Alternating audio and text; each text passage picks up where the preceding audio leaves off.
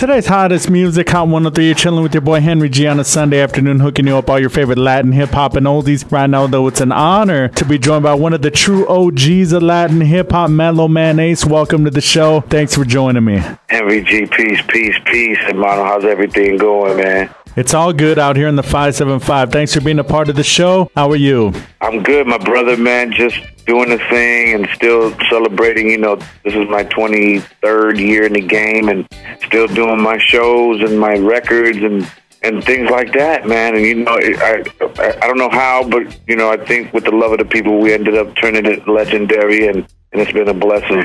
Your song Mentirosa, truly a classic, introduced the world to Latin hip-hop as we know it today. What's it like for you after all these years when you hear it come out on the radio? Honestly, it feels like I can identify myself just a little bit with people like Earth, Wind, and Fire and the Isley Brothers and people like that who've had records over the years play long after they're, you know, resting in peace and whatnot, and know what it feels like to have a classic under your belt. It feels much like winning a Super Bowl and getting the MVP of the same game. We're about to go ahead and get into your track, Mentirosa. Before we do, though, go ahead and give all your fans out here in the 575 the story behind it and let us know how it came about. Well, it's pretty much the producer Tony G's idea to, at that point I had been rapping either all English or all Spanish, and it was his idea to, he said to me, look, I want you to do this song bilingual. I don't know how you do it. The formula's not out there, so I don't know how you're going to do it, but don't come back until it's done. And then I sat in I remember at the time, out in front of my mother's house in Be Real of Cypress Hills, Pinto, and we popped a cassette tape of the beat in, and Be Real came out with the Check This Out Baby line, and then I still couldn't get anything going. So we was doing 40s and blunts, you know how it is, and I had to use the restroom, but when I went to the restroom, I heard the next door neighbors say, "Ama, I'm going to the liquor store, ahorita vengo." And that's when the Einstein light came on. And I was like, there's the style right there. One line in English, one line in Spanish. As long as my rhyming word ends at the end, then I can do the same thing over, put the Spanish rhyming word at the end again. Or in the second verse, I switched it up and went English as my rhyming word, with the basis of the Spanish being the primary sentence. And, you know, I didn't really like it at the time because I felt the cadence of the record was very slow, very simple. But looking back at it in hindsight, I think that it had to be very simple at that time because we were introducing the world to something totally brand new and different. And sometimes you have to be really simple for people to get it. Today's hottest music, Hot 103, Henry G here with you on a Sunday afternoon. Special guest Mellow Man Ace. More with Mellow Man Ace on the way. Hear those Mentirosa, Hot 103. Today's hottest music, Hot 103, Henry G here with you on a Sunday afternoon. Special guest Mellow Man Ace. Now, back when you were starting out, there was no subgenre called Latin hip-hop. That's something that you helped pioneer. How does it feel to know that you helped pioneer that? And also, what are your thoughts on the subgenre Latin hip-hop, both positive and negative?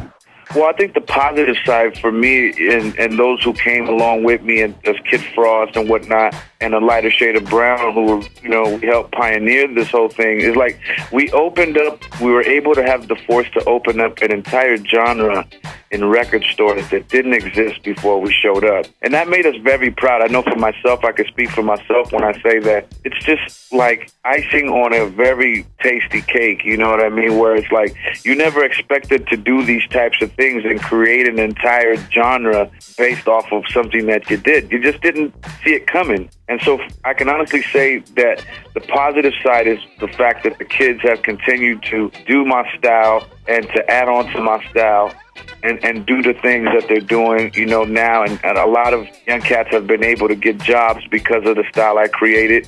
And then you had the reggaeton guys who actually put another different spin on it and did the more merengue salsa styles to it. And that's a beautiful thing, too. And they were able to take that and run with it as well. The downside is I think that there's an overfluctuation, perhaps, of artists and not enough consumers out there these days. It just seems like anybody who has a computer can just call themselves an entertainer. And I come from a school where I believe that that's just not the case. I think you have to do the due diligence, studies and history, knowledge, and all these things about the culture that you're trying to engage in, if not just come in and rape it and try to get $1 million and then see you later, goodbye. You know what I mean? Right. Now, with over 20 years under your belt in the music industry, what would you say is the biggest change that you've seen from the time you were starting out up until now? I think the most hurtful one in the changes category would be the lack of record stores and places for people to buy the music and still be feeling that nostalgic one-on-one feeling with the music in terms of being able to touch those record covers and reading those liner notes and things of that nature.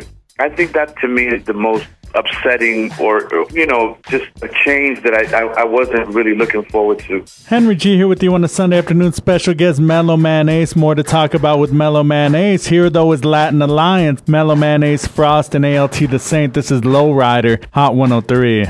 Today's hottest music, Hot 103, Henry G here with you on the Sunday afternoon special guest Mellow Man Ace. Now, you were also an original member of the group Cypress Hill. Do you ever look back, stop, and think what could have been had you remained with Cypress Hill?